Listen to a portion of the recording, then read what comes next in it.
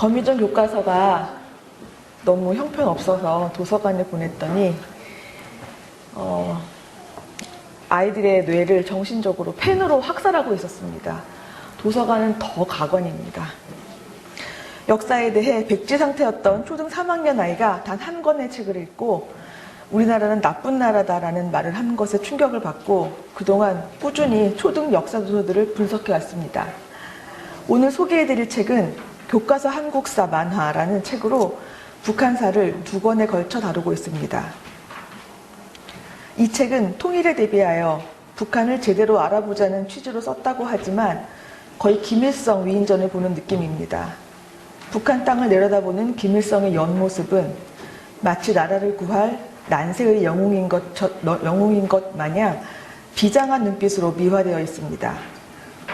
김일성 장군 환영대회에서 전설의 백발, 김일성이 아닌 애송이 젊은이의 등장에 사람들이 의심하자 친척들을 불러 해명하고 북한 정권이 주장하는 그대로 서술하여 지금도 끊이지 않는 가짜 김일성 논란을 해소시키려 하고 있습니다.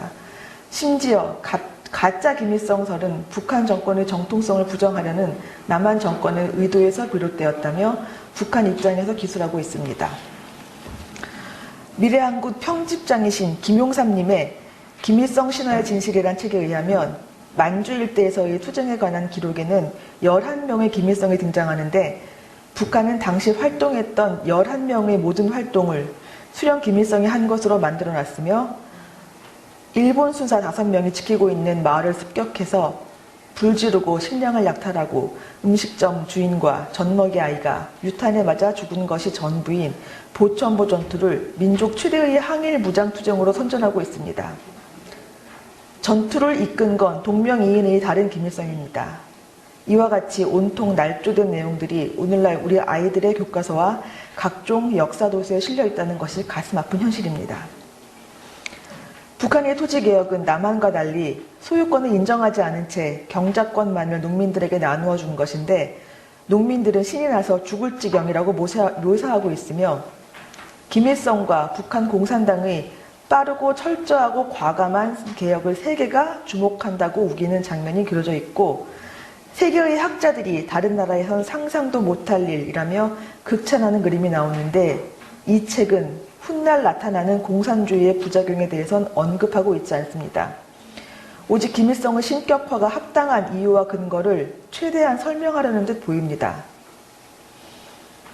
남한은 나라 전체가 혼란에 빠져 허우적거리고 있을 때 북한은 정반대로 인민경제계획을 성공적으로 이끌어 경제에 여유가 생겼고 라고 기술하며 북한을 미화하고 있고 이승만의 장기 집권 체제와 김일성의 유일 지배 체제를 비교 대상으로 놓은 것 자체가 적절한 개념일지 의문이 듭니다. 어떻게 하면 나라 경제도 살리고 국방도 튼튼히 하며 인민들을 잘 살게 할 수 있을까라며 오직 인민을 위한 생각에만 골몰하고 있는 김일성의 고뇌에 찬 모습, 그리고 천리마 운동을 하며 김일성과 당은 초과 달성한 사람에게 상을 내리라는 지시를 놓치지 않았다는 기술과 더불어 어찌됐든 김일성이 한 건 다 잘한 거다. 전쟁으로 인해 피해는 받고 일이 뜻대로 안 돼서 백성이 좀 굶어 죽긴 했지만 어찌됐든 김일성은 유능한 혁명가이고 훌륭한 어버이 수령이었으며 백성들은 그를 너무나 사랑했고 우러러 떠받들었노라고 한없는 김일성 애찬가를 부르고 있습니다. 김일성을 묘사하는 그림은 아주 멋지게 그려놓는 것도 물론 있지 않았습니다. 남북한 현대사 최고의 장면으로 김정일과 김대중의 악수하고 얼싸안는 모습을 싣고 있습니다. 이 장면이 천문학적인 달러와 맞바꾼 거짓 평화였음을, 그리고 오늘날 그 자금으로 만들어진 핵무기가 이 땅에 가장 큰 위협이 되어 돌아왔음을 우리 아이들의 역사책에서는 절대로 얘기하고 있지 않습니다. 얼마 전 망명한 태영호 전 주영 북한공사는 최근 인터뷰에서 김일성 때부터 지속적으로 핵개발을 해왔고 내년 말까지 6, 7차 핵실험을 계획하고 있노라 언급했는데 우리 아이들이 보는 책들은 어떤가요? 여전히 김대중 전 대통령의 핵볕 정책과 노벨평화상을 찬양하는 실태가 시간을 거스르는 듯합니다. 김정일 시대의 가시밭길이란 문구와 더불어 난세를 극복하려고 고뇌에 찬 김정일의 모습을 한번 보시기 바랍니다. 마치 북한 어린이들 대상으로 만들어진 만화책 같습니다. 북한 동포 2,300만 명이 굶어 죽은 팩트를 믿거나 말거나 식의 소문이라고 기술하고 있기도 합니다. 이 책은 남북의 국민이 우리는 같은 민족이라고 느끼게 되는 마음의 상태가 진정한 의미의 통일이라고 기술하고 있습니다.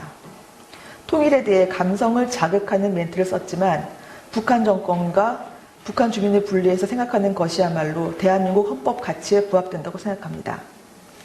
북녘 우리 땅과 동포들을 불법 점령한 괴뢰 집단인 김씨 세습 정권과 평화를 외쳐봐야 돌아오는 것은 핵 위협뿐임을 알아야 합니다.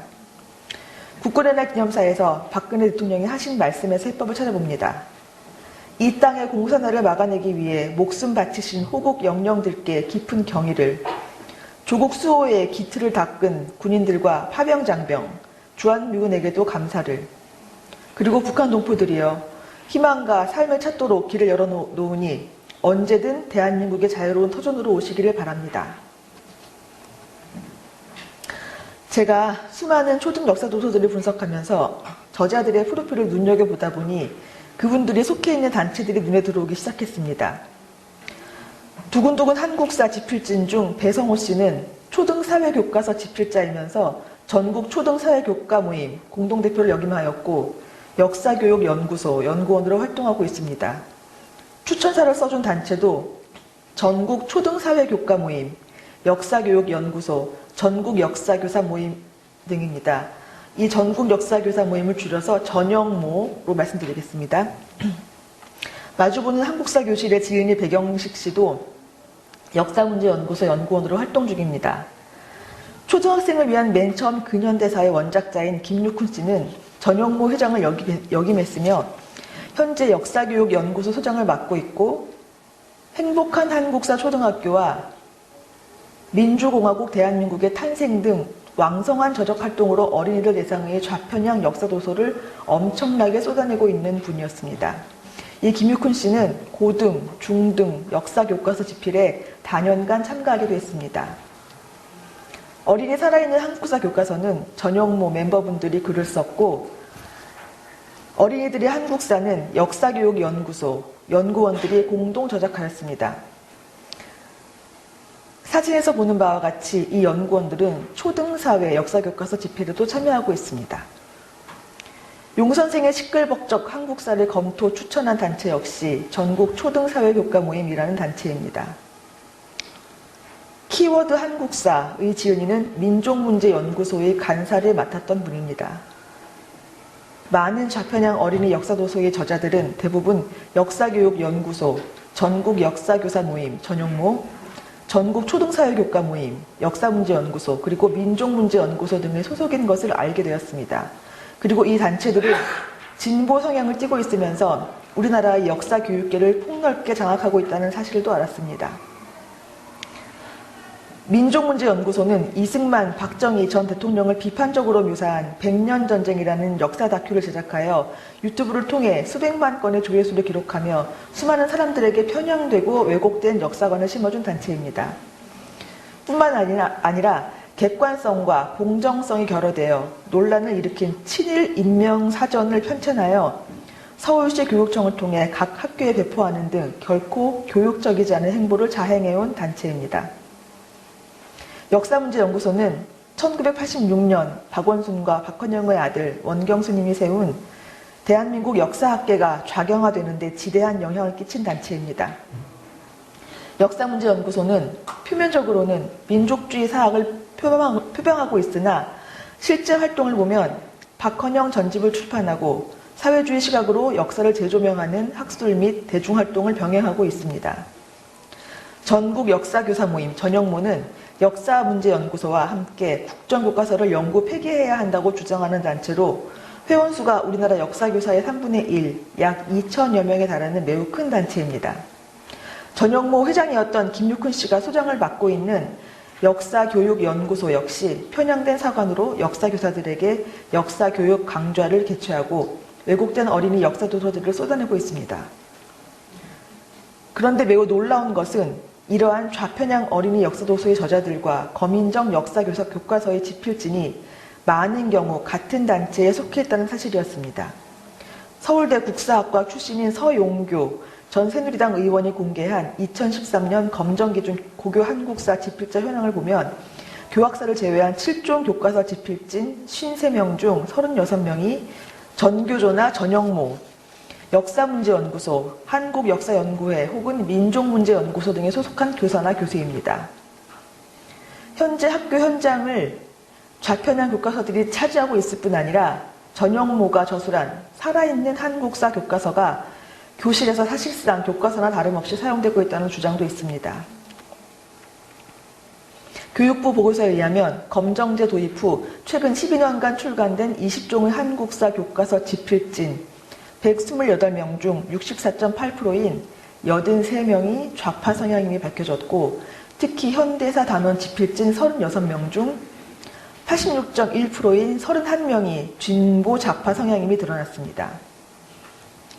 다음은 8종 한국사 교과서 집필진 명단과 소속단체입니다.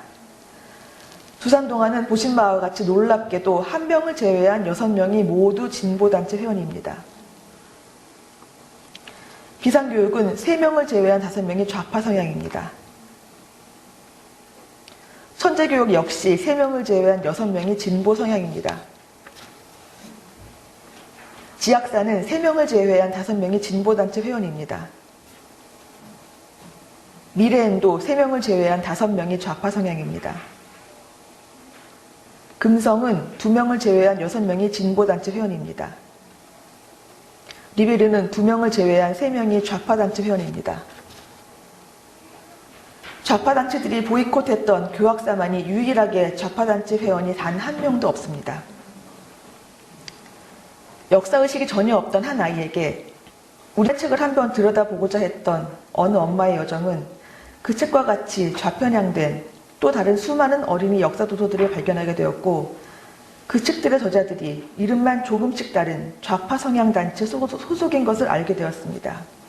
그리고 그런 진보단체 회원인 분들이 지금 북한 미화로 문제시되고 있는 거민정 교과서의 집필진 자리를 거의 점령하다시피 하고 있다는 사실을 깨닫게 되었습니다. 그래서 이제는 분명히 알게 되었습니다.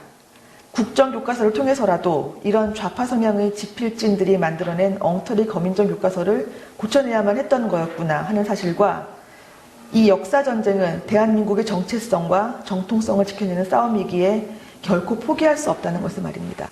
감사합니다.